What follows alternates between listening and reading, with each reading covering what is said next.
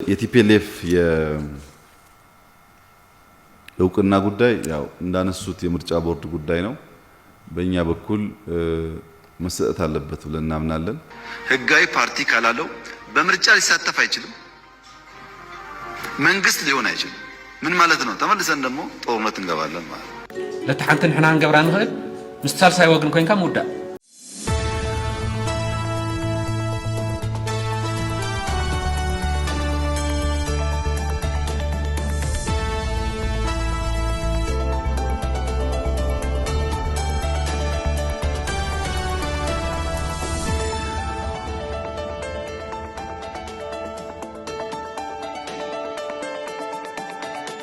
ኣብዚ ሰሙን ቦርድ መረፃ ኢትዮጵያ ሕጋውነት ውድብ ህወሓት ካብ 5 ጉንበት 2017 ዓመተ ምህረት ጀሚሩ ከም ዝተሰረዘ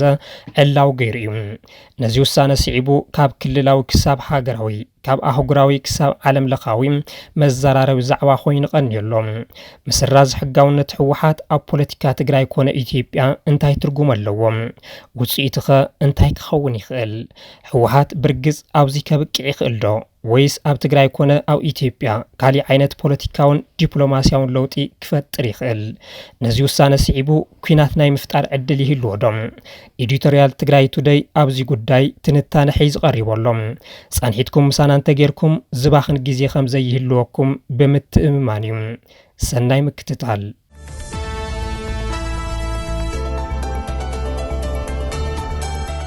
ትኩረቱ ኣብ ቀርኒ ኣፍሪካ ድሂቡ ዝትንትን ሳይድ ናዲም ቦርድ መረፃ ኢትዮጵያ ኣብ ምስራዝ ህወሓት ሓደገኛ ውሳነ ወሲኑ ብዝብል ርእሲ ኣብ ዝሃቦ ትንተና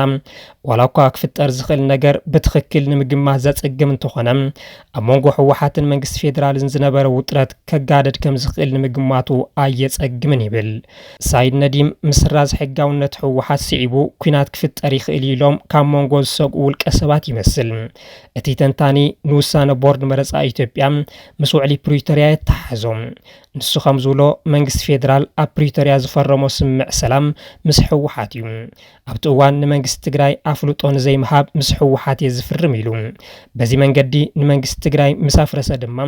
ዳግም ንህወሓት ምፍራሱ ነቲ ውዕሊ ምስ መን ኮይኑ ክፍጽሞ ይኽእል ብምባል ይሓትት። ብርግጽ እውን እዚ ሕቶ መብዛሕትኡ ሰብ ዘልዕሎ ሕቶ ኮይኑሎም። ጋዜጠኛ ምብራቕ ኣፍሪካ በሽር ሓሰን ዩሱፍ እዚ ብብልጽግና ዝተወሰነ ናብ ካልኣይ ጎንፂ ክወስድ ዝኽእል ጉጉይ ውሳነ እዩ ብምባል ይገልጾም። ነቲ ብቦርድ መረፃ ኢትዮጵያ ዝተወሰነ ውሳነ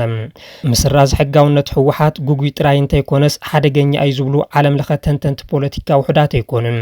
ንህወሓት እምበር ንመንግስቲ ትግራይ ኣይፈልጥን ኢሉ ኣብ ፕሪቶሪያ ብ10 ጻውዕቱ ዝፈረመ ብልጽግና ሕዚ ተመሊሱ ንህወሓት ሕጋዊ ኣይኮንካን ኢሉ ክስርዞ ብኻሊእ ኣገላልጻ ነቲ ውዕሊ ኣፍሪሶ የለኹ ኢልካ ምእዋጅ ምዃኑ ይገልጹ። ነዚ ድማ ህወሓት ሕጋውነተይ ብውዕሊ ፕሪቶሪያ ተመሊሱ ዝሓደረ እዩ ብምባል ዝከራኸር ስለዝኾነ እውን እቲ ጉዳይ ናብ ሕብረት ኣፍሪካ ኣምሪሕዎ ዘሎ። ህወሓት ድሕሪ ውሳነ ቦርድ መረፃ ኢትዮጵያ ህፁፅ ስግኣት ቦርድ መረፃ ኢትዮጵያ ዝወሰነ ውሳነ ኣብ ልዕሊ ውዕሊ ፕሪቶሪያ ከስዕቦ ዝኽእል መዘዝ ብዝብል ርእሲ ናብ ኮሚሽን ሕብረት ኣፍሪካ መሐሙድ ዓሊ ዮሱፍ ኣብ ዝለኣኾ ደብዳበ እቲ ውሳነ ንግቡእነትን ሓቃውነትን ውዕሊ ፕሪቶሪያ ዝጥሕስ ኢልዎሎም። ኣብቲ ውዕሊ አንቀጽ 3 ንኡስ አንቀጽ ሕንመን ከም እውን አንቀጽ 10 ክልቲኦም አካላት አፍልጦ ተዋሃሂቦም ዝሓደሩ ምዃኖም ዘዘሓኸረት ደብዳበ እንተኾነ ግና መንግስቲ ፌደራል ህወሓት ሕጋዊ ውድብ ኣይኮንካን ኢሉ ቦርድ መረፃ ንኽውስን ምፍቃዱ ገባር ሓዳጊ ዘምስሎ ኢልዎሎም። በዚ እውን ህወሓት ንኮሚሽን ሕብረት ኣፍሪካ 3 ጉዳያት ሓቲትዎሎም። እቲ ቀዳማይ ኣብ ጉዳይ ሕጋውነት ህወሓት ንኽማየጥ ህፁፅ ኣኼባ ፓነል ላዕለዎት ሰሙያ ንኽጽውዕ፣ ካልኣይ እቲ ጉዳይ ኣጀንዳ ቤት ምክሪ ጸጥታን ድሕነትን ሕብረት ኣፍሪካ ኮይኑ ንኽተሓዝ፣ ሳልሳይ ድማ ውሳነ ቦርድ መረፃ ግብራዊ ንኸይኸውን ሕብረት ኣፍሪካ ኣብ ልዕሊ መንግስቲ ኢትዮጵያ ጽዕንቶ ንኽገብር ሓቲቶሎም። የቲፒኤልኤፍ የእውቅና ጉዳይ ያው እንዳነሱት የምርጫ ቦርድ ጉዳይ ነው። በእኛ በኩል መሰጠት አለበት ብለን እናምናለን። በቅርቡም አነጋግረናቸዋል። የሚፈታ ይመስለኛል። ብዙ ከባድ ጉዳይ አይደለም። ጭረባ ምርጫ ለማድረግ መነሳት ሀገርንና ህዝብን ለከፋ አደጋ የሚዳርግ በመሆኑ መንግስት ወሳኝ እርምጃ ለመውሰድ ይገደዳል። ምርጫ ቦርድ ካልተቀበለው ቲፒኤልኤፍን ህጋዊ ፓርቲ ካላለው በምርጫ ሊሳተፍ አይችልም። መንግስት ሊሆን አይችልም። ምን ማለት ነው? ተመልሰን ደግሞ ጦርነት እንገባለን ማለት ነው። መንግስቲ ኢትዮጵያ ሓደ ግዜ መንግስቲ ሕጋውነት ሕወሓት ክምለሰሎ ኢሉ እዩ ዝኣምን ካልእ ግዜ ድማ ሕወሓት ሕጊ ቦርድ መረፃ ኣኽቢሩ እንተዘይተንቀሳቒሱ ክስረዝ ይኽእል እዩ እንተተሰሪዙ ድማ መረፃ ክወዳደር ኮነ መንግስታዊ ስልጣን ክሕዝ ኣይኽእልን እናበለ ንልዕሊ 2 ዓመታት ከደናግር ፀኒሑ እዩ ካብዚ ሕልፍ እንተኢሉ ድማ ዳግም ናብ ኩናት ክንኣቱ ንኽእል ኢና ብምባል ጉባኤ ሓደ ውድብ ምክያድን ዘይምክያድን ምስ ኩናት ከተሓሕዞ ፀኒሑ እዩ ሕዚ እቲ ፖለቲካዊ ሽርሒ ኣብ ኣደባባይ ወፂ يلهم بورد مرسى إثيوبيا نحجاونة حوحات كم سرزم حوحات كابزخون بوليتيكا منقسقاس كم استعجد إلا وغير لهم بورد مرسى سرزني أي سرزني ترجم يقولون بس منقس فيدرال زت أساسا الجمد انتحل وعلي بريتوريا أيو خبل سنح حوحات دمام إتي قداي نابتي مدرادر أكل زخون حبرة أفريقيا وروير ولهم وعلي بريتوريا نخيف السمع انكفاز زخون منقس فيدرال مخانو نخصص زمس حوحات إتي قداي نابتي مدرادر زخون ساسا وجن كم زملسو وسين من بارو زذكريم حز أخي وايد سووا علنا هنا إلنا ذل نمج أرشاد أشمه الرئال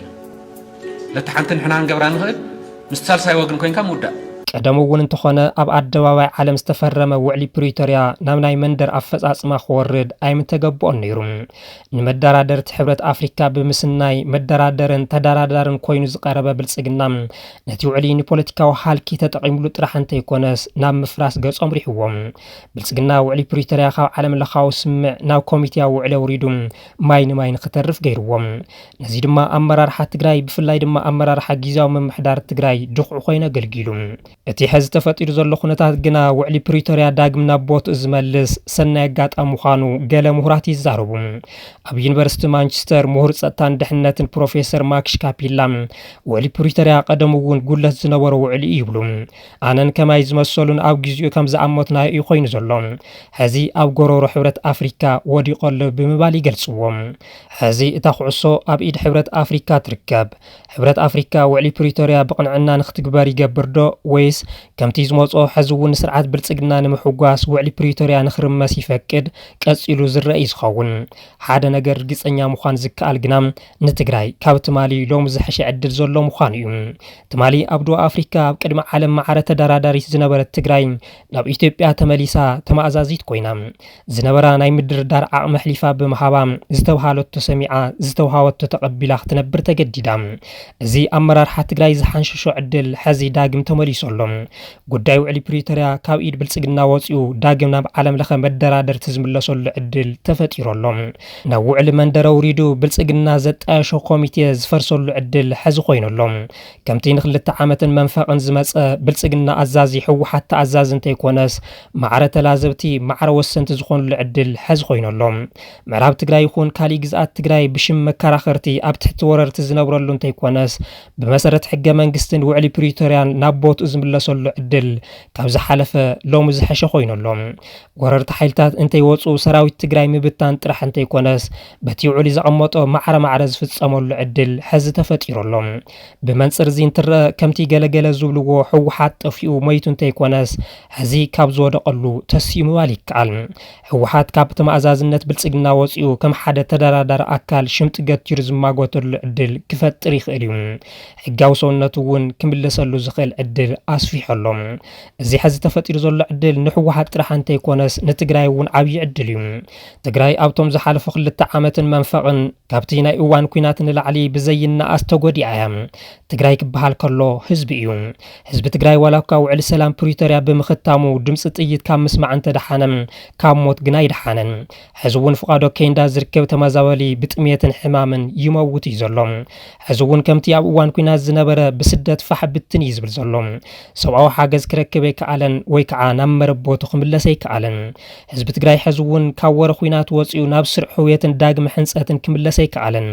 ስለዝኾነ ጉዳይ ምስራዝ ሕጋውነት ሕወሓት ናይ ሓደ ውድብ ጥራሕ ተገይሩ ዝውሰድ ኣይኮነን ገለ ኣካላት ምስራዝ ሕጋውነት ሕወሓት ምስ ውዕሊ ፕሪቶሪያ ዘራኽብ ነገር የብሉን ኢሎም እንትከራኸሩ ይረአሎም እንተኾነ ሕወሓት ዘይምህላው ማለት ብቐጥታ ምስ ውዕሊ ፕሪቶሪያ ምፍራስን ዘይምፍራስን ዝተኣሳሰር እዩ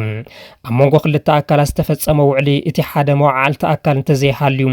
ባዕሉ እቲ ውዕሊ ዝብል ሽም ክህሎ ይኽእልን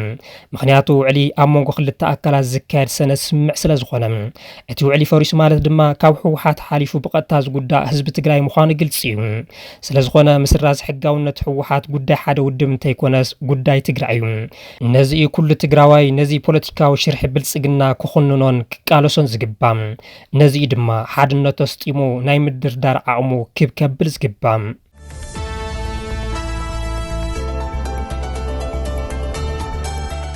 ሕዚ ቦርድ መረፃ ሕጋውነት ሕወሓት ሰሪዘ የለኹ ኢሎም ሕወሓት ድማ ነቲ ጉዳይ ብምቋም ናብ ሕብረት ኣፍሪካን ማሕበረሰብ ዓለምን ጥርዓን ኣቕሪቦሎም ቢሮ ሰላምን ጸጥታን ትግራይ ኣብ ዘውፅኦ መግለጺ መንግስቲ ፌደራል ካብ ውዕሊ ፕሪቶሪያ ወጻኢ ተደጋገምቲ ትንኩያታት ብምክያድ ነቲ ስምምዕ ዘፍርሱ ተግባራት ብምፍጻም ብዙሕ ርሕቀት ከም ዝኸደ እዩ ዝሕብር እዚ ኣካይዳ ንኹሉ ዘይጠቅም ንጉዕዞ ሰላም ዝኸልፍ ሓደገኛ ኣካይዳ ስለ ዝኾነ መንግስቲ ፌደራል ካብዚ ተግባሩ ንኽእርንዳ ቢሮ ሰላምን ጸጥታን ትግራይ ገንዚወሎም መንግስቲ ፌደራል ነዚ ጻውዒት እዝኒ ሂቡ ይሰምዖዶ ወይስ ዝጀመሮ ጉዕዞ ጥፍኣት ይቕጽለሉ ሓቢርካ ዝረአ ዝኸውን ከም ተጋሩ ግና ንኹሉ ድለዋት ክንከውን ይግባም ብጸላእቲ ተወሪሩ ዝርከብ ግዝኣት ትግራይ ንምምላስ ካብ ትማሊ ሎሚ ዝሐሸ ዕድል ከም ዘሎ ምንም ኣየጠራጥርን ተመዛበልትና ካብ ዘለዎ ምሕር መከራ ዝናገፍሉን ናብ መረበቶም ዝምለሱሉን እዋን ሕዚ ክኸውን ይግባም ንሓምሻይ ክረምቲ ኣብ ዝናብን ቁርን ንኽሕልፉ ክብየነሎም ኣይግባን ድሮኳ ዝናብ ቀሎም ኣብ ዘሎ ከባቢታት ሓደጋ ይወጽሖምሎም እዚ ኣብዚ ሰሙን ኣብ ሰሜን ምዕራብ ትግራይ ግዛው መዕቆዊ ሽረ ዘጋጠመ ሓያል ንፋስን ዝናብን ዘብጽሖ ሓደጋ ዘርኢ እዩ እዚ ስቃይን መከራን ይኣክል ክበሃል ይግባም እዚ ይኣክል ዝብል ድምፂ ዝስማዕ ድማ እንተ ሓቢርካ እዩ ሰራዊትና ተበታቲኑ ተጋሩ ወሓስ ህልውና ዘይብልና ኮይና ንክንተርፍ ዝግበር ዘሎ ውዲት በቃ ክበሃል ኣለዎ ምክንያቱ ብዘይ መከላኸሊ ሓይሊ ዋላ ሓንቲ እተስምዖ ኾነ እተፈጽሞ ጉዳይ ክህልወካን ስለዝኾነ ሰራዊት ትግራይ ክፈርስ እንተይኮነ ዝተጠናኺሩ ክወፅእ ክፈርስ እንተኮይኑ ድማ ብስርዓትን ሕግን እምበር ብሽሕርን ከይኸውን ኩሉ ትግራዋይ ክቃለሶ ይግባም ሕጋውነት ሕወሓት ጉዳይ ሓደ ውድብ ካብ ምዃኑ ሓሊፉ ጉዳይ ትግራይ ምዃኑ ተረዲኡ ኩሉ ትግራዋይ ክቃለሰሉ ዝግባእ እዩ ኣብዚ ሕዚ እዋን ተፈጢሩ ካብ ዘሎ ፖለቲካዊ ሃልኪ ወፂኢኻ እዚ ጉዳይ ብመንፅር ብሄራዊ ረብሓ ምምዛን ኣገዳሲ እዩ ፖለቲካዊ ሽርሒ ሽዋ ሎሚ ኣብ ሕወሓት ንኽፍጸም ምፍቃድ ማለት ጽባሕ ናተይ ኣብ ትብሎ ውዳበ ከም ዘይበጽሕ ርግጸኛ ክትከውን ኣይትኽእልን መሰልካ ብምሕታትካ ነዚ ብምቅላስካን ኩናት ክውላዕ ይኽእል ኢልካ ስለ ዝሰጋእኻ ካብ ኩናት ተምልጥ ማለት ኣይኮነን ሰላም እየ ዝደሊ ስለ ዝበልካ ጥራሕ ሰላም ትኸውን ማለት ኣይኮነን ሰላምካ ክትረጋግጽን ኩናት ብርሑቕ ተትርፎን ትኽእል ውሽጣዊ ሓድነትካ እንተጎልቢትካን ናይ ምክልኻል ዓቕምን ተጥሪኻን ጥራሕ እዩ እዚ ዓለማዊ ሓቂ እዩ ካብዚ ሓቂ ክተምልጥ ምፍታን ንባዕልኻ ምትላል እዩ ዝኸውን ስለዝኾነ ክመጽእ ንዝኽእል ኩሉ ምድላው ኣገዳሲ እዩ ትግራይ ትስዕር